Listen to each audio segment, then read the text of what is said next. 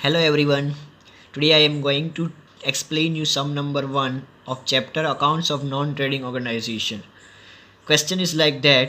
From the following information, prepare receipt and payment account of Mayur Gymkhana Morbi for the year ended on 31st March 2010.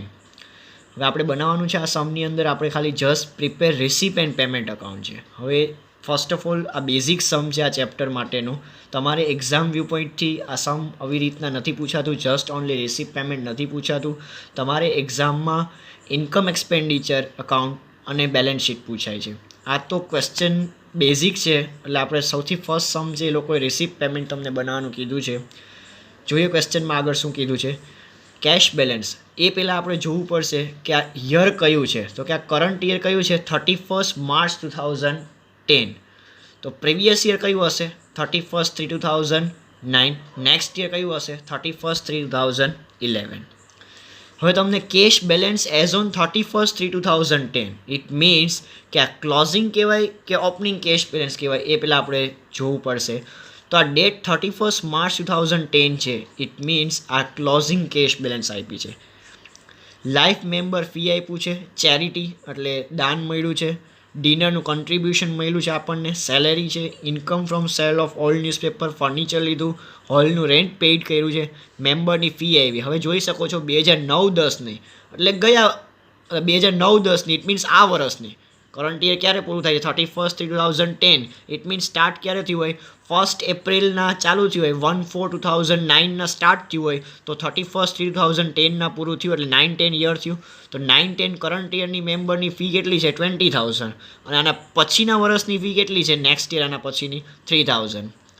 Donation four computer મળ્યું છે આપણને, purchase of equipment કર્યું છે આપણે, sold of old furniture જેની book value 2000 હતી વેચ્યું કેટલામાં આપણે 1500માં. કેશ બેલેન્સ હવે જોઈ શકો છો સ્ટુડન્ટ્સ, અહીંયા ડેટ કઈ આપી છે 31st March 2009. ઇટ મીન્સ કે આ ગયા વર્ષનું છે. તો ગયા વર્ષનું ક્લોઝિંગ છે તો આ વર્ષે આ શું બન્યું હોય ઓપનિંગ બન્યું હોય.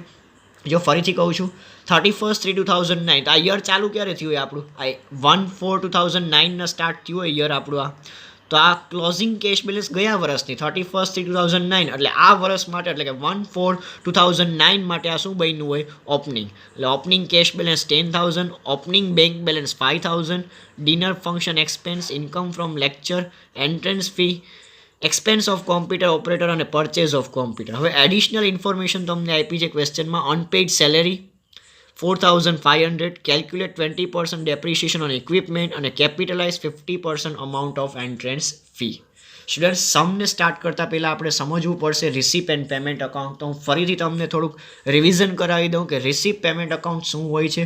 રિસીપ પેમેન્ટ અકાઉન્ટની અંદર જસ્ટ આપણે કેશ ટ્રાન્ઝેક્શન લખવાના હોય છે, કોઈ પણ જાતના ક્રેડિટ ટ્રાન્ઝેક્શન આપણે લખવાના હોતા નથી, પ્લસ નોન કેશ ટ્રાન્ઝેક્શન બી ન લખવાના હોય. નોન કેશ ટ્રાન્ઝેક્શન એટલે કયા transaction, for example depreciation non cash transaction કહેવાય જે આપણે ક્યાંય રિસીપ પેમેન્ટની અંદર આપણે રેકોર્ડ કરશું નહીં. તો મેઇન ઇમ્પોર્ટન્ટ એ છે કે તમને જે આ 3 એડજસ્ટમેન્ટ આપ્યા છે, અનપેઇડ સેલેરી ઇટ મીન્સ આ હજી સેલેરી પે કરવાની બાકી છે તો શું આપણે રિસીપ પેમેન્ટમાં રેકોર્ડ કરશું નહીં. બિકોઝ રિસીપ અને payment account is just like a cash account. Cash આવે તો રિસીપ સાઇડ લખશું, કેશ જાશે તો પેમેન્ટ સાઇડ લખશું. ઇટ મીન્સ આ 4,500 અનપેઇડ સેલેરી છે જે ક્યાંય આપણે લખવાની હોતી નથી. યસ, પણ આને આપણે ઇન્કમ એક્સપેન્ડિચર જે મેં તમને આગળના લેક્ચરમાં સમજાવ્યું છે કે income expenditure profit and loss account જેવું છે. તો ત્યાં આપણે ઇન્કમ એક્સપેન્ડિચરમાં આને પ્લસ કરશું, પ્લસ બેલેન્સ શીટમાં આપણે આને ક્યાં બતાવવાનું રહીએ છીએ લાયાબિલિટી સાઇડ. પણ અહીંયા ક્યાંય રિસીપ પેમેન્ટમાં આવશે નહીં. Same depreciation non cash transaction છે એ બી નહીં રેકોર્ડ થાય. Plus 50% amount of entrance fee capitalise. હવે એન્ટ્રન્સ ફી એક તમારી ફી છે જે તમારે દર વર્ષે લોકો થોડી ઘણી કેપિટલાઇઝ એટલે કે બેલેન્સ શીટમાં જે તમે શરૂઆતમાં કેપિટલ ફંડ લખો છો ને એમાં તમારે શું કરવાનું હોય એડ કરવાનું હોય છે. પણ એક નમૂનાનું આ રિસીપ એન્ડ પેમેન્ટની અંદર રેકોર્ડ થશે નહીં. આની ઇફેક્ટ ક્યાં આવે એન્ટ્રન્સ ફીની, તો કે એન્ટ્રન્સ ફી તમારી ઇન્કમ છે તો ઇન્કમ એક્સપેન્ડિચરમાં ઇન્કમમાંથી માઇનસ થાય અને કેપિટલમાં એડ થાય એટલે કે બેલેન્સ શીટમાં. કેપિટલાઇઝ એટલે કે return of, one type of તમારે રિટર્ન ઓફ માંડી વળવાનું છે. પણ શું આપણે કોઈ રિટર્ન ઓફ એક્સપેન્સ રિસીપ પેમેન્ટમાં લખશું એ કેશ ટ્રાન્ઝેક્શન કહેવાશે ખરા નહીં. તો રિસીપ પેમેન્ટ અકાઉન્ટમાં આપણે જસ્ટ કેશ ટ્રાન્ઝેક્શન લખશું. એ કયા આ વર્ષના હોય નેક્સ્ટ યરના હોય, પ્રીવિયસ યરના હોય, કોઈ બી હોય ચાલશે, પણ કેશ ટ્રાન્ઝેક્શન હોવા ફરજિયાત છે. તો લેટ્સ સ્ટાર્ટ કરીએ. રિસીપ એન્ડ પેમેન્ટ અકાઉન્ટનું ફોર્મેટ તમને ખ્યાલ છે. સૌથી પહેલાં આપણે શું હોય છે રિસીપ એન્ડ પેમેન્ટ અકાઉન્ટની અંદર ઓપનિંગ કેશ બેલેન્સ. સ્ટુડન્ટ ફરીથી કહી દઉં છું, તમને અહીં ઇઝી થાય એ માટે તમને અહીં લખી દઉં છું. આપણું કરંટ યર તમને આપ્યું છે 31/3/2010. તો આ સ્ટાર્ટ ક્યારે થયું હોય આપણું, તો અહીં તમને નોટ ડાઉન કરી દઉં છું. CY એટલે કરંટ યર. તો સ્ટાર્ટ આપણું ક્યારે થયું હોય, 1/4/9 સ્ટાર્ટ થયું હોય, તો પૂરું ક્યારે થયું હશે, 31/3/2010. સેમ આપણું પ્રીવિયસ યર ક્યારે હશે, તો પ્રીવિયસ યર આની પહેલાંનું હશે 1/4/8 to 31/3/2009. નેક્સ્ટ યર ક્યારે હશે, 1/4/10 થી 31/3/11. એટલે તમે જોઈ શકો છો પ્રીવિયસ યર 8-9, કરંટ યર 9-10 અને નેક્સ્ટ યર 10-11. તો આપણું કરંટ યર આપણું 9-10 છે અને પછીનું વર્ષ નેક્સ્ટ યર કયું છે 10-11, એની પહેલાંનું વર્ષ કયું છે 8-9. તો હવે સ્ટાર્ટ કરીએ. સૌથી પહેલાં તમને ક્વેશ્ચનમાં 31/3/2010 એટલે આ વર્ષનું આ ક્લોઝિંગ કેશ બેલેન્સ કેવા છે, તો આપણે ક્લોઝિંગ કેશ બેલેન્સ મેં લખ્યું છે, તમે જોઈ શકો છો નીચે by closing cash balance 12,000.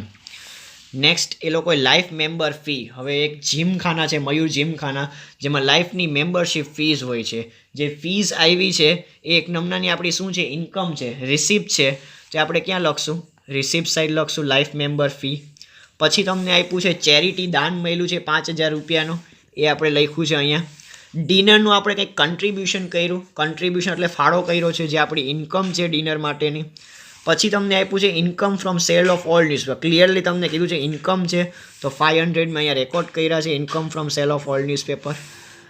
Purchase of furniture તમને આપ્યું છે અને સેલેરી અહીંયા રહી ગયું. તો આપણે સેલેરી આપણી શું છે, વન ટાઈપ ઓફ એક્સપેન્સ કહેવાય છે, તો એ પેમેન્ટ કરશું, તો મેં અહીં સેલેરી લખ્યું છે. પછી પરચેઝ ઓફ ફર્નિચર આપણું પેમેન્ટ એટલે એક્સપેન્સ છે, એટલે પેમેન્ટ કર્યું આપણે અહીંયા લખશું.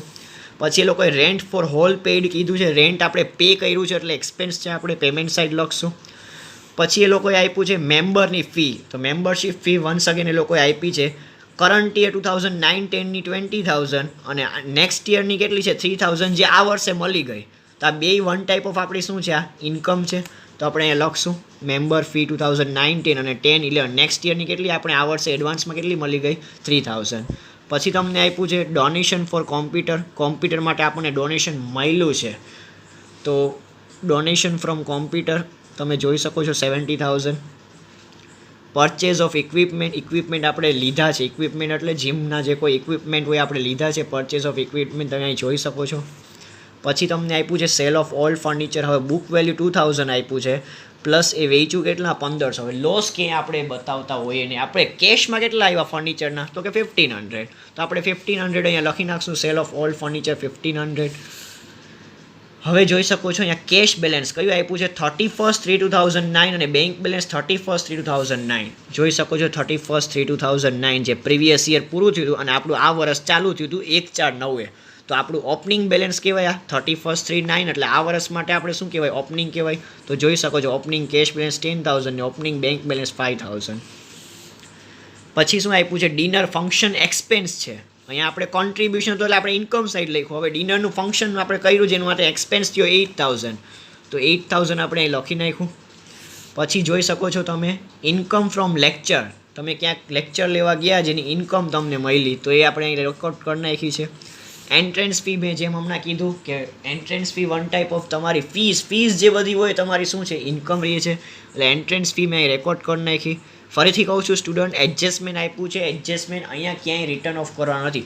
એકચ્યુઅલમાં આ વર્ષે તમને કેશમાં કેટલા મળી ગયા એન્ટ્રન્સના, તો કે 4,000, તો આપણે રેકોર્ડ કરી નાખશું. કોઈ જાતનું કેપિટલાઇઝ કરશું નહીં. કેપિટલાઇઝ આપણે ઇન્કમ એક્સપેન્ડિચર અકાઉન્ટ કીધું હોય તો ત્યાં કરવાનું હોય છે અને બેલેન્સ શીટમાં એની ઇફેક્ટ બતાવવાની હોય છે. પણ અહીંયા આપણે એકચ્યુઅલમાં કેટલા કેશ મળ્યા, તો કે 4,000. ફરીથી કહું છું રિસીપ એન્ડ પેમેન્ટ અકાઉન્ટમાં તમારે ટોટલ કેશ જે મળતું હોય એ લખવાનું હોય છે અહીંયા. પછી તમને આપ્યા છે expense of computer operator expense છે અને પરચેઝ ઓફ કોમ્પ્યુટર જે મેં અહીંયા લખ્યા છે બે 8,000 65,000. હવે રિસીપ એન્ડ પેમેન્ટ અકાઉન્ટ આપણે ટેલી કરવાનું હોય છે તો અહીંયા ટોટલ કર્યું તો મારો ઇન્કમ મારી 1,42,000 થઈ છે. મારા એક્સપેન્સ તમે જોઈ શકો છો જેમાં મને ડિફરન્સ મળ્યો 11,000નો.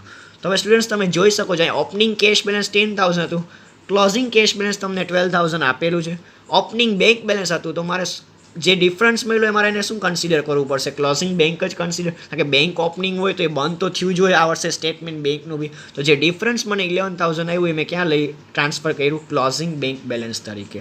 આવી રીતના સ્ટુડન્ટ્સ તમારું ફર્સ્ટ સમ જે બેઝિક સમ હતો જસ્ટ એમાં તમને રિસીપ પેમેન્ટ બનાવવાનું હતું જેની અંદર ખાલી આપણે કેશ ટ્રાન્ઝેક્શન લખવાના હોય છે. ખાસ તમે આ યરમાં ધ્યાન રાખજો, યરને પ્રોપરલી સમજવાની ટ્રાય કરજો. Thank you so much.